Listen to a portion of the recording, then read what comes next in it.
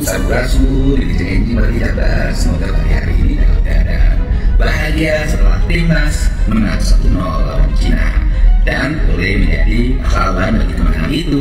Saya ucapkan selamat bagi timnas, selamat bagi PSSI, dan selamat bagi seluruh rakyat Indonesia yang merayakan kebahagiaan.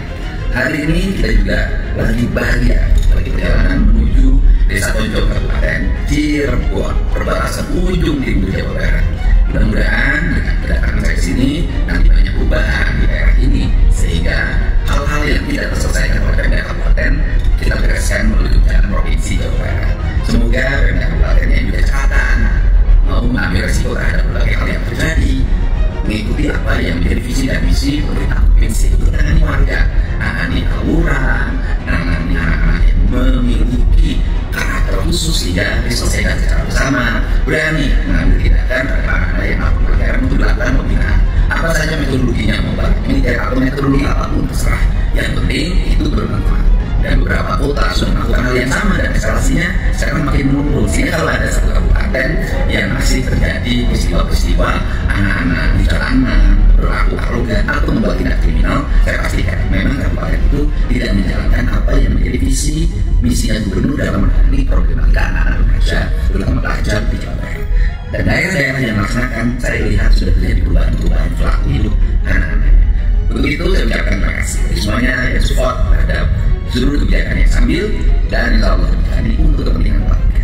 Ke kampung diurus oleh kata Jawa Barat istimewa. Yuk kita berkorban, minimal mengorbankan itu kita. Kalau punya sapi punya rumah, korbankan rumahnya.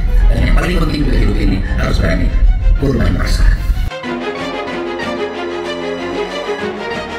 Sobat Pak Ruwet, kalian nggak akan nyangka nih, Gubernur Jawa Barat Kang Deddy Mulyadi benar-benar turun langsung merasakan denyut masyarakat saat Salat Idul Adha 1446 Hijriah kemarin. Dia nggak pilih tempat sembarangan bro. Desa Tonjong di perbatasan Cirebon dan Jawa Tengah, tempat yang selama ini jarang disentuh perhatian. Nah, bukan cuman sholat biasa, Kang Deddy ini juga jadi khotib dan ngasih khutbah yang dalam banget tentang kisah Nabi Ibrahim dan Ismail, ngajarin kita buat sabar dan ikhlas lewat proses hidup yang bertahap. Terus yang bikin makin greget, beliau bawa sapi kurban langsung dari Presiden Prabowo buat warga di Desa Bobos yang lagi kena musibah. Mantap banget kan? Yuk, kita kupas tuntas gimana aksi nyata Kang Deddy ini bantu masyarakat dan pesan-pesan moral yang beliau sampaikan. Oke, Sobat Pak Ruwet, kalau kita lihat lebih dalam, langkah Kang Deddy ini tuh bukan cuma seremoni doang, tapi ada pesan sosial yang sangat kuat. Dia tuh nyadar banget kalau hidup itu nggak bisa buru-buru, harus dijalani sesuai tahapannya. Dari anak-anak, remaja, sampai orang tua, semua punya proses masing-masing. Nah, itu dia yang dia tekankan dalam khutbahnya, lewat kisah Nabi Ibrahim dan Ismail.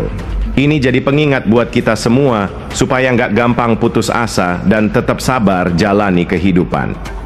Terus yang menarik juga, Kang Deddy berharap Pemda Kabupaten Cirebon bisa lebih gesit dan berani ambil risiko buat ngatasi masalah yang ada, kayak tawuran dan anak-anak dengan karakter khusus. Ini tuh sinyal kuat bahwa beliau nggak cuma mau doain dari jauh, tapi pengen solusi yang nyata dan berkelanjutan. Dan yang nggak kalah keren, setelah sholat, Kang Deddy langsung bergerak bareng Bupati Cirebon dan Kuwu Desa Bobos buat menyerahkan sapi kurban dari Presiden Prabowo. Sapi ini khusus buat warga Bobos yang lagi kena musibah tanah longsor. Gak sekadar simbolis, tapi benar-benar langsung sampai ke tangan yang membutuhkan. Ini aksi nyata banget bro. Jadi, intinya, Kang Deddy gak cuma jadi pemimpin yang ngomong di mimbar, tapi juga turun langsung bantu masyarakat, benar-benar ngerasain dan nyelesain masalahnya. Nah, ini yang bikin langkah beliau jadi contoh nyata buat pejabat lain, supaya lebih peduli dan aktif. Selain soal pesan hidup bertahap dan aksi nyata penyerahan sapi kurban, ada hal penting lain yang disinggung Kang Deddy waktu di Desa Tonjong ini.